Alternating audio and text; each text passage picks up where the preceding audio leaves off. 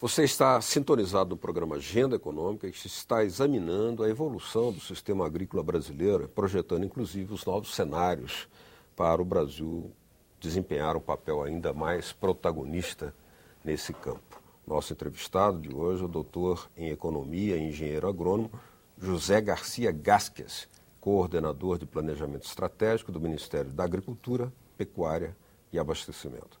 Participa do programa o jornalista Floriano Filho. Vamos analisar essa questão que foi levantada até num estudo do IPEA, Instituto de Pesquisa Econômica Aplicada, baseado em dados do IBGE, que seria o seguinte: o número de estabelecimentos agrícolas brasileiros cresceu acentuadamente até 1980. Depois disso deu uma certa estabilizada, né? Houve um processo de expansão inicial, de ocupação de novas áreas até aquele ano. Mas depois disso, estabilização. Hoje nós teríamos em torno de 5 milhões e 100 mil, 150 mil estabelecimentos. O que explica esse comportamento, essa estabilidade? O que houve? Olha, esse fato, ele ocorre também porque, por exemplo, até os anos 80, nós tivemos um processo forte de expansão e ocupação de novas áreas no Brasil. Então, é natural, por exemplo, que durante esse período o número de estabelecimentos tenha crescido bastante. O IBGE tem uma retrospectiva iniciada muitos anos atrás, mostrando que, de fato, houve um grande aumento no estabelecimentos nesse período, até 80.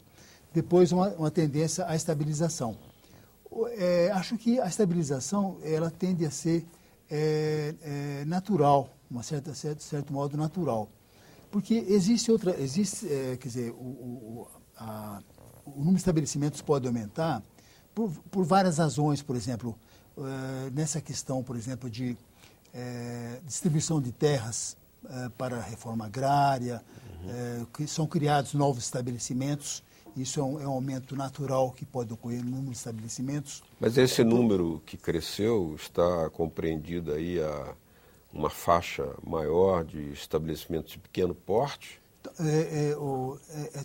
Quer dizer, todo o conjunto de estabelecimentos está envolvido nesse número que o senhor falou, 5 milhões e 100 mil estabelecimentos, que é o que nós temos hoje no Brasil, estão compreendidos todos os estabelecimentos. Isso não é meio preocupante, porque se a gente olha para um raio-x desse sistema, desse processo fundiário aqui no Brasil, a gente percebe que o Brasil ainda tem uma questão séria, né, entre os grandes latifundiários e uma população que, inclusive, saiu do campo e superpopulou as cidades, né? E hoje o Brasil é um país praticamente 85% urbano. E essas pessoas tiveram que sair do campo muitas vezes pela falta de oportunidade para plantar, para colher e para cuidar da família. Isso não preocupa o senhor? Quer dizer, que a agricultura não tenha conseguido aqui no Brasil resolver as questões sociais tão prementes no país? Olha, eu acho que se a gente olhar, por exemplo, os dados de pessoal ocupado na agricultura, nos últimos anos tem havido uma ligeira queda muito pequena de redução. A tendência tem sido mais para a estabilização do pessoal ocupado na agricultura. Não acho que a agricultura deva resolver todos os problemas. Acho que a questão, acho que a agricultura é parte de toda a economia, parte da sociedade. E os problemas de pobreza, por exemplo, é uma coisa que deve ser, uma coisa que não é um problema da agricultura só. É uma parte que envolve todo um conjunto de forças, de interesses. Por exemplo, eu acho que à medida que a agricultura, por exemplo, ela tem se tornado mais moderna, ela tem se tornado moderna de uma forma que ela emprega, através de tecnologia que ela tem utilizado, praticamente durante o ano todo há atividades na agricultura atualmente. Quer dizer, não é uma agricultura que se especializa em certas atividades e você tem um grande período do ano sem atividade econômica. Agora, há poucos dias atrás, doutor Gasco, a presidenta Dilma foi ao Congresso da CONTAG, Confederação Nacional dos Trabalhadores da Agricultura, e constatada praticamente uma redução muito grande no processo de reforma agrária, distribuição de terras no seu governo, ela se comprometeu a impulsionar a reforma agrária, que faz parte do plano de governo, mas disse que é um projeto que tem que ser baseado na implementação de tecnologia, para os assentamentos terem uma qualidade de vida e produtiva. Aliás, ela visitou um assentamento em Arapongas, também no Paraná, com essa característica, muita produtividade na área de laticínios e tal. Ou seja, a reforma agrária permanece sendo uma necessidade, aliás, inscrita na Constituição, e parte do programa do governo, mas não tem andado num ritmo adequado, parece, então, não? Quer dizer, a questão da terra é essencial, é fundamental, mas a terra em si, ela não é o único fator de geração de renda. Quer dizer, é necessário ter também tecnologia.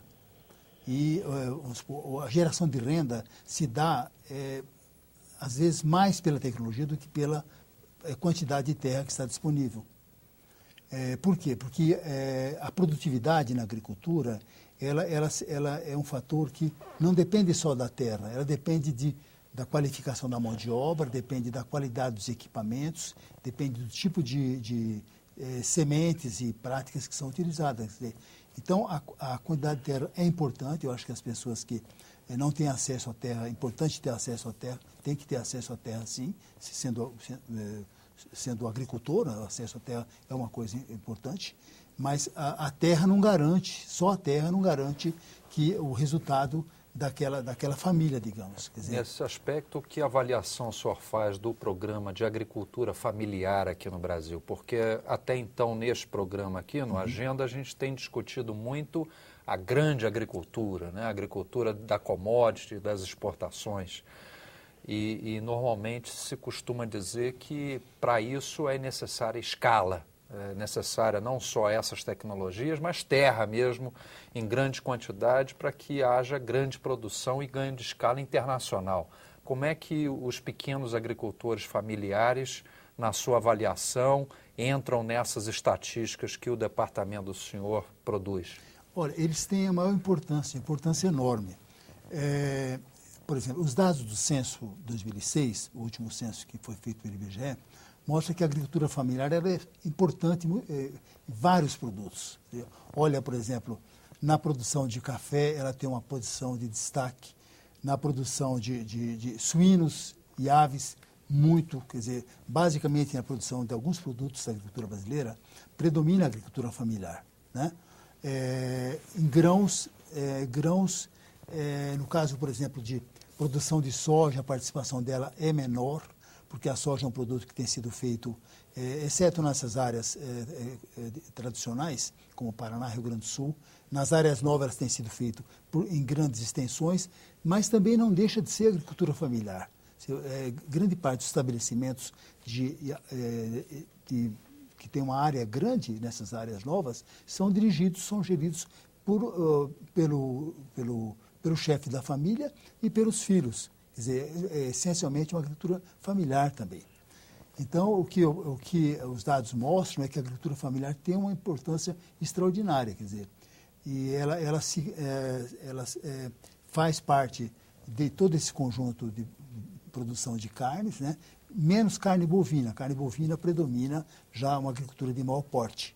Mas no caso da carne suína e na produção de suínos e aves, a agricultura familiar é de extrema importância e em algumas regiões ela é predominante até. Na produção de fumo também, por exemplo, a agricultura familiar tem um papel de destaque, muito destaque. No caso da lavoura, aí, o aumento expressivo do percentual de áreas destinadas a elas vem crescendo sistematicamente ao longo do tempo. E em 2006 foi o último, o senhor citou essa data aí também, né? A sua participação em relação à área total era de 18%. Porém, o traço mais relevante da utilização de terras é o peso das áreas de pastagens, que tem se mantido ao longo do tempo entre 44% e 50% do total. Como é que o senhor interpreta isso? Não é exagerado isso? Olha, se a gente olhar, por exemplo, as áreas de pastagem, elas têm, como eu tinha dito antes no bloco anterior, elas têm se reduzido bastante nos últimos anos. Tá? Então, as áreas de lavouras, como, por exemplo, o milho, a soja, especialmente, têm aumentado ao longo do tempo. Algumas áreas, algumas lavouras, por exemplo, como o café, cacau, essas lavouras, elas têm permanecido com a área mais ou menos constante. Então, o que se chama em agricultura aquelas lavouras permanentes, como café, cacau, esses produtos eles têm tido uma área mais ou menos estabilizada ou tendência até de cair, de reduzir a área. As áreas de grãos têm se elevado, por conta, inclusive, por exemplo, das novas áreas, o caso do Centro-Oeste, algum tempo atrás, e agora essas novas áreas que estão se desenvolvendo no Brasil, como no Centro-Nordeste, as áreas de grão estão se expandindo, principalmente milho e soja, estão se expandindo muito nessas novas áreas, mas as áreas de pastagem têm caído. Eu tenho estudado isso e as áreas de pastagem têm diminuído bastante. No cenário internacional, uma das questões que sempre discutem é essa questão das chamadas áreas degradadas, que muitas vezes as pessoas nem sabem definir exatamente que áreas são essas, onde é que elas estão. Tem gente que até confunde isso com aqueles problemas de desmatamento na Amazônia, que também vira e mexe, a gente vê reportagens em publicações internacionais dizendo que estão cortando a Amazônia para plantar soja ou para criar gado. Como é que o senhor vê essa questão das áreas degradadas e que relação o senhor estabelece com a questão ambiental? Olha, o Brasil desenvolve atualmente... Bom, nós temos no Brasil as áreas degradadas devem ser... não é muito expressivo o número de... Quer dizer, a quantidade de hectares em áreas degradadas. Eu não me lembro o número agora, mas é um número que não é expressivo. Não é expressivo. O que tem sido feito é que essas áreas podem ser restabelecidas. E hoje, por exemplo, uma grande parte da ocupação, vamos supor, feito por cana-de-açúcar em algumas áreas, produtos como soja também, são feitos em áreas de pastagens, não chegam a ser degradadas, totalmente degradadas, mas em áreas de pastagem de baixa produtividade. Então, essas áreas elas podem ser incorporadas. Agora, o Brasil adota um tipo de tecnologia, por exemplo, tipo de rotação de pastagens, rotação de culturas, combinação lavouras-pecuárias, lavoura-pecuária-floresta, plantio direto. Quer dizer, a nossa área de plantio direto hoje, plantio direto é uma das técnicas mais conservadoras, mais sustentáveis que tem, digamos assim. E o Brasil é campeão mundial, um dos campeões mundiais em plantio direto. Nós temos por volta de... o último dado que o Censo publicou de áreas de plantio direto, nós indicava uma área de 25 milhões de hectares, mas deve ser muito mais. Praticamente toda a soja do Brasil hoje é feita, soja e milho são em áreas de plantio direto. Seria bom até explicar, né, o que é plantio direto. Né? Isso. O plantio direto é uma técnica agronômica onde é uma técnica essencialmente de conservação, onde os agricultores plantam a soja, por exemplo, como a primeira cultura. Retirada a soja, eles não fazem como se fazia antigamente, né, de revolver toda aquela quantidade de solos, revolver a terra. Quer dizer, a soja é colhida e aqueles restos permanecem sobre o solo, cobrindo o solo, e logo em seguida se faz o plantio de outra cultura, como, por exemplo, como o milho ou como o trigo. Quer dizer, se faz diretamente, por isso chama plantio direto, naquelas áreas que foram cultivadas antes com outro produto. Isso faz com que todo o processo de exposição do solo aos raios solares diminua consideravelmente ao longo do ano. Quer dizer, é uma técnica que aumenta muito a produtividade. Acho que grande parte da produtividade que nós temos hoje se deve a essa técnica do plantio direto, além de outras técnicas que são usadas hoje com bastante frequência, que também são importantes para a conservação. Doutor Gasques, o senhor mencionou aí a questão da cana-de-açúcar, né? Tem se expandido ultimamente, não é tanto quanto se anuncia em termos de 3 a 4% do total de áreas agricultáveis, né? Mas independente que seja uma produção para o açúcar ou para o etanol, não era o tema da nossa conversa aqui, um fato concreto é que essa produção de cana tem sido cada vez mais ocupada por empresas multinacionais, ou seja, tem havido um processo de desnacionalização.